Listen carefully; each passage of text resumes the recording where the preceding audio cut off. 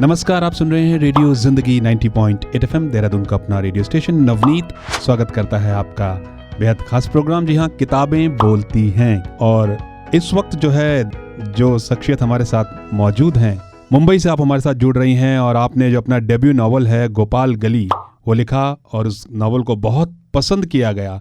वर्तमान में आप प्रिंसिपल हैं यूनिवर्सल स्कूल मुंबई में, बहुत ही शानदार लेखिका हैं। ज़रीन विरजी इस वक्त हमारे साथ मुंबई से जुड़ रही हैं। ज़रीन जी, स्वागत है आपका किताबें बोलती हैं प्रोग्राम में। नमस्ते Navneet ji, thank you for having me radio Zindagi. तो मैम, डेब्यू नावल आपका गोपाल गली, कैसे इंस्पिरेशन मिली आपको इसको लिखने की? आपको आश्चर्य होगा जानने से, दीवार से लगी एक सीढ़ी इस कहानी की प्रेरणा है। हर दिन शाम को जब मैं घर लौटती थी तो एक गली से गुजरती थी और वहां पर सड़क जो है वो पैरेलल है रेल की पटरी से, और एक दीवार जो उन दोनों को सेपरेट करती थी, उस दीवार से एक सीढ़ी लगी जी। ये कुछ दिनों तक मैं देखती गई। एक दिन मुझसे रहा न गया और मैंने देखा कि दीवार के उस तरफ, माने पटरी के पास, एक छोटी सी झोपड़ी थी। ये दृश्य देखकर मैं सोचने लगी कि अगर वहाँ एक बच्चा रहता होता जी, तो उसकी जिंदगी कैसी होती, यू नो, व्हाट इफ। और ये व्हाट इफ करके मैं सोचती गई और कैरेक्टर्स जुड़ते गए और मैं उस बच्चे के दिमाग में घुसती चली गई। क्या बात है जी हाँ। और इस तरीके से इस किताब की शुरुआत हुई। ज़रीन जी, आपने सोचा था कि जब आप इस नावल को लिखेंगी तो ये इतना हिट हो जाएगा, इतना प्रसिद्ध हो जाएगा? जस्ट एन आइडिया आपको है? नॉट रियली, पर मुझे एक कंपल्शन सा था कि मुझे ये लिखना ही होगा। नो जी। ये हर दिन मैं उस कैरेक्टर की नजरिए से दुनिया देखने लगी और यही सोचती कि गोपाल इस वक्त क्या करता होगा जी, वो इस सिचुएशन में कैसे रिएक्ट करता। बिल्कुल ऐसे मैं बह गई उस कहानी में। बिल्कुल। और गोपाल की ही बात करते हैं, और जो आपका प्रोटैगनिस्ट है गोपाल, जो कि एक दलित है, जिस तरीके से आपने इस मुद्दे को उठाया है और बातचीत की है, स्टोरी लाइन आपने तैयार की है, कितना चैलेंजिंग था आपके लिए? जरूर चैलेंजिंग रहा, क्योंकि मेरी दुनिया से अलग है, राइट। फिर भी जो रिसर्च करना था मैंने किया, बैकग्राउंड कुछ पेपर्स पढ़े, कुछ लोगों से बातचीत हुई, और मेरा मानना ये है कि काफी इंडिया का जो हमारा पॉपुलेशन है, वो जो बच्चों को कोई अवसर नहीं मिलता आगे बढ़ने का, और ऐसे बच्चों को हम इनविजिबल चिल्ड्रन भी कह सकते हैं। क्या बात है। जिनके बारे में कोई नहीं सोचता, कोई नहीं कुछ लिखता, और खास करके इंग्लिश बुक में। तो ये मेरे लिए बहुत जरूरी बन गया कि मैं इस मुद्दे पर कुछ लिखूं। मुंबई में विरजी आपने बहुत लंबा समय बिताया है, और लाइफ ऑफ मुंबई की अगर हम बात करें तो जहां एक तरफ चकाचौंध हमें नज़र आता है मुंबई में, वहीं मुंबई में संघर्ष भी नज़र आता है। तो ये दोनों पोल्स जो हैं, आप किस तरीके से देखते हैं? जी, आपने बिल्कुल सही कहा नवनीत जी। ये जो डिफरेंसेस है ना, ये मुझे हमेशा चुभती हैं, तकलीफ देती हैं कि मुंबई की आधी पॉपुलेशन स्लम्स या सड़कों पे रहती है, और सरकार ने, एनजीओज ने काफी किया है, पर फिर भी इतना नहीं कि उनकी दुनिया बदल जाए जी। और जो आलीशान बिल्डिंग्स या महलों में रहते हैं, कभी कभी उनका नजरिया ये होता है कि it is their destiny, you know. तो ये मुझे बिल्कुल भी मैं नहीं मानती। मुझे लगता है कि ये किसी की डेस्टिनी नहीं होती।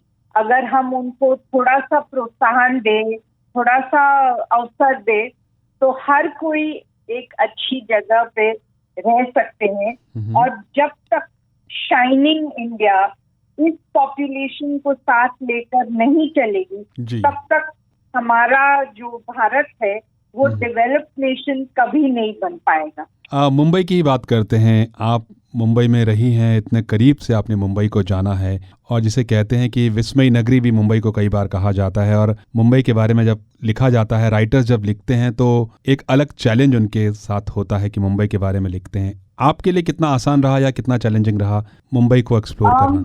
आसान भी रहा और चैलेंजिंग भी रहा, दोनों ही नवनीत जी, क्योंकि एक तो मैं हर रोज ये शहर देखती हूँ, एक्सपीरियंस करती हूँ, अनुभव करती हूँ, पर मुझे उस नजरिए से लिखना था कि एक बच्चा जो पहली बार मुंबई आए और वो किस तरह से इस शहर का डिस्क्रिप्शन करेगा, उसको क्या क्या नजर आएगा, क्या क्या अच्छा लगेगा, ये मुझे देखना था। I had to get into the skin of that character.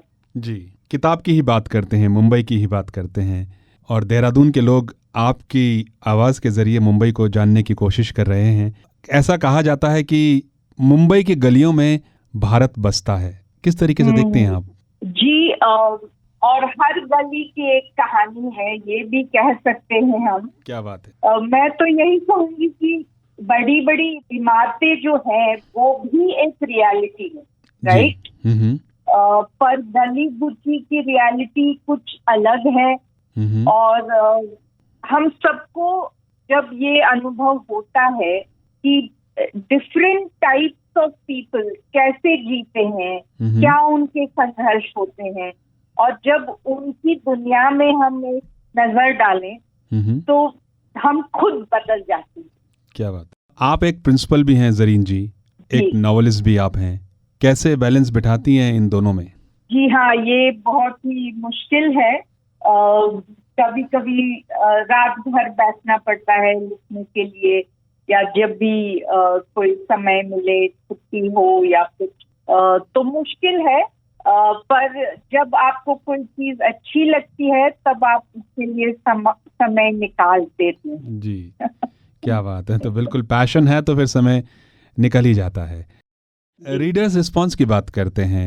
जब आप कोई नॉवेलिस्ट कोई नॉवल लिखता है, कोई स्टोरी लिखता है, तो जो रीडर है वो उसको किस तरीके से कंसीव करेगा, ये एक बहुत बड़ी चुनौती होती है। और उनका पाठकों का जो रिएक्शन होता है, उनका जो प्यार होता है, या जिस भी तरह का उनका जो क्रिटिक होता है, वो एक बहुत चैलेंजिंग होता है। आप किस तरीके से देखती हैं उसको? मैं मानती हूँ कि जब कोई लेखक कुछ भी लिखना चाहे, उसको लिखना चाहिए, you know, whatever the response, positive और नेगेटिव। जी। क्योंकि आपके अंदर जो बात है वो आपको जुबान तक लानी है, या कलम तक लानी है एक्चुअली।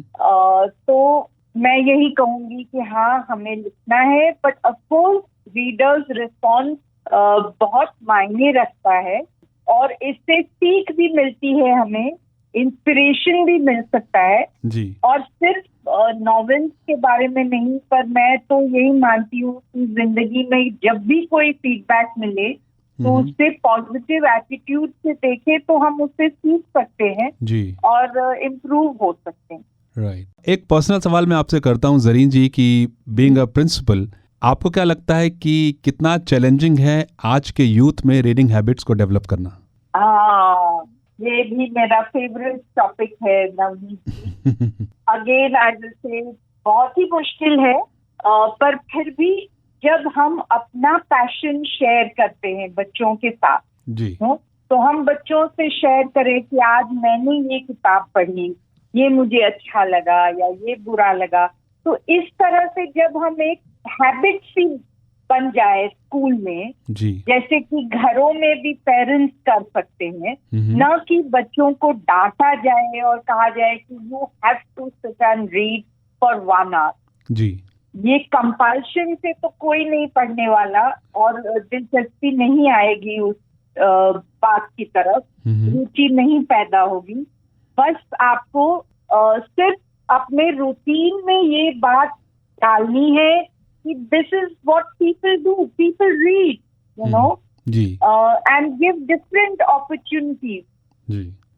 उससे जुड़कर आर्ट वर्क भी हो सकता है, उससे जुड़ी हुई फील्ड ट्रिप हो सकती है, क्विज़ेस हो सकते हैं, तो टेलीविजन शोज या फिल्म, तो किस तरह से रुचि पैदा करने, वो हर एक टीचर के लिए एक चैलेंज है, पर एक अवसर भी है कि कैसे बच्चों को रीडिंग की तरफ ले जाएं। जरीन जी, नया क्या, अब और क्या लिखने की तरफ आप बढ़ रही हैं? जी, अभी एक और कहानी मेरे दिमाग में चल रही है और कुछ हद तक शुरू की है मैंने। अब नहीं बताना चाहूंगी क्या है, पर वो भी एक किस्म के इनविजिबल चाइल्ड की कहानी है। क्या बात। तो ऐसा हमें लग रहा है कि जो आपका फेवरेट जॉनर है वो बच्चे हैं, और जो है बच्चों के लिए लिखना आपको पसंद है, और उनकी जो अनसुनी जो कहानियां हैं, जो इनविजिबल कैरेक्टर्स हैं जो बच्चों में डेवलप होते हैं, वो उसको लिखना पसंद करती हैं। जाते जाते हमारे लिसनर्स को क्या कहना चाहेंगे आप? मैं यही कहना चाहूंगी कि गोपाल जैसे बच्चों को आगे निकलने का एक मौका दीजिए, एक अवसर दीजिए, और फिर देखिए वो कैसे आगे बढ़ते हैं। जैसे हाल ही में हमने देखा कैसे वो ऑटो रिक्शा ड्राइवर की लड़की मिस इंडिया बन गई जी।